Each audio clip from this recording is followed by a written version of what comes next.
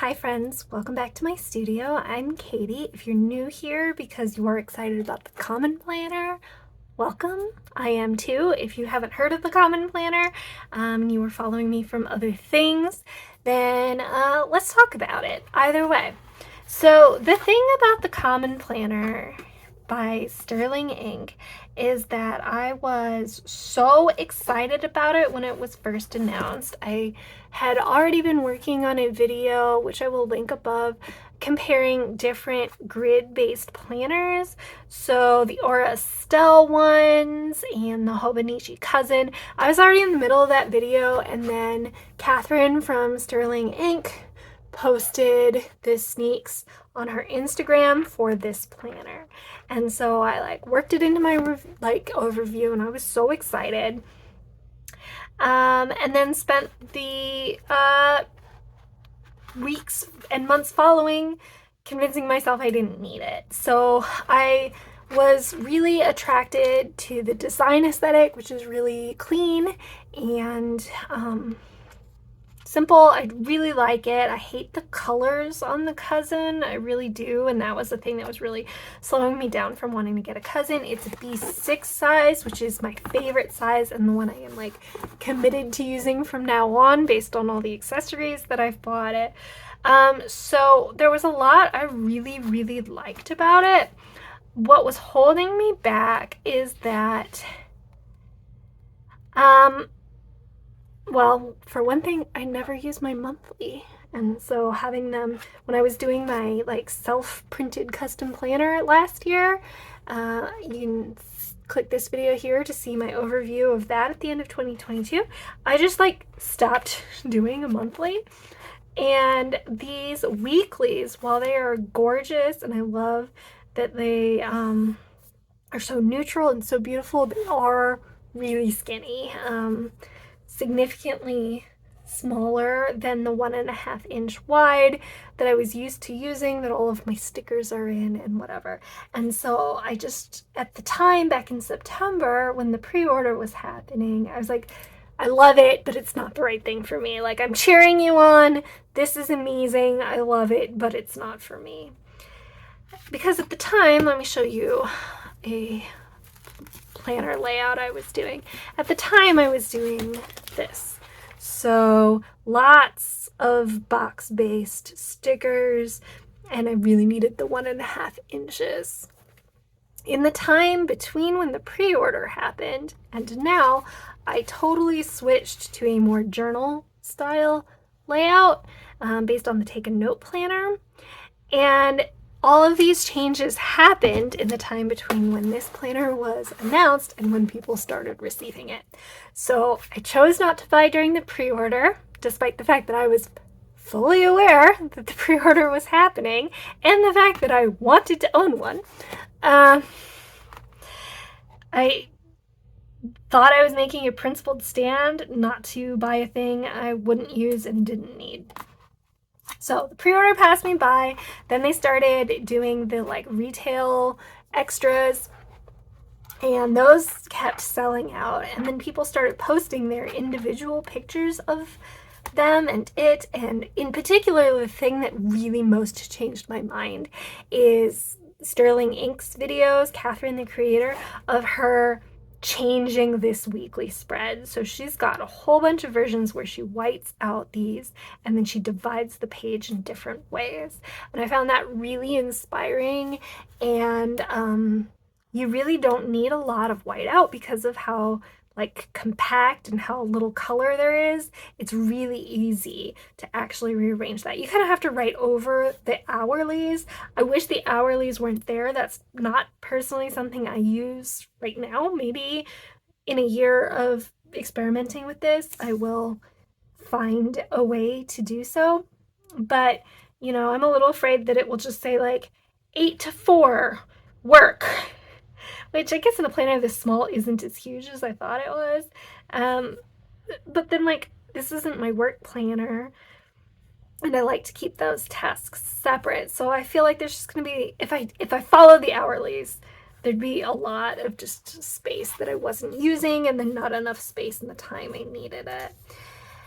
So that's what had been holding me back. But then when she showed, like, she's done, I don't know, something like 8 different ways of dividing these up, it really got my brain going. I could see how easy it was to do that, and I was intrigued. Additionally, in the time in between, as I said, I got into these more journaling spreads, and I fell in love with this like 3.7-inch grid. I'm sorry, 3.7 millimeter grid, and learned how versatile that would be. So, for example, I did show this in my other planner, but you know, this is the same grid sizing and pretty much the same grid numbers. This is just one I made myself, but then I like did do an experiment and did figure out how I can use my 1.5-inch stickers if I want to go back to this kind of layout. So while the weeklies aren't what I'm used to using, the dailies, the like open grid pages here, are perfect for this, which is what I've been doing for the last 2 months or so. And if I choose to, I could switch to this, no problem. There are enough grids. The grids are the right space. My stickers would work fine. There's plenty of pages for that. And so I decided that there was enough flexibility, enough of what I wanted, which is fountain pen friendly paper, which this is, absolutely. This is Tomoe River paper. This is kind of the best that fountain pen paper is. It's very minimal, it's easy to manipulate, and that was like kind of the only way it was going to work for me, because I like to change layouts all the time. My planning styles shift. I didn't want to be locked in, and these are so easy to customize that I wasn't going to feel locked in. They're not dated. I'm like on the fence at the moment about if I want to keep doing a week on 4 pages the way this was, or if I want to maybe give myself the room to do a page per day. There's enough days, there are enough pages for that. Or, you know, I can go back to a week on a page, on 2 pages. And so I've got just an incredible amount of flexibility here, and I really, really love that. At one point, I had told myself that I was going to sit this planner out, and I've heard that they are going to make a notebook that is just this paper. That's probably the right thing for me. But those aren't out yet, and I am really intrigued to try this weekly, and I'm going to push myself and try and use the monthly for sure. But I did buy the 2 half books, and if I'm really not using the weekly and the journal comes out, it's possible that I will sell this half. And so that's part of why I bought 2 halves, is A, if I add a ton of stickers, they're going to get really bulky, and B, I have an exit ramp 6 months in if I need it, and hopefully some more Sterling ink products will have come out by then, and then I can choose accordingly. So this isn't really so much a video telling you that much about the Sterling ink planner. There is a ton of videos happening. They like YouTube interest in this, I think, is really high. So I recommend you check out one of those if you're looking for like a page by page look and comparison. This is more about how I, in my style of planning, have decided to make this work for me and the things I'm going to try. Now, I do apologize that these are incredibly hard to get at the moment. They are sold out. There are individuals who bought more than one or decided not to use it who are still selling them, but those are becoming fewer and far between. That is how I got mine in the end.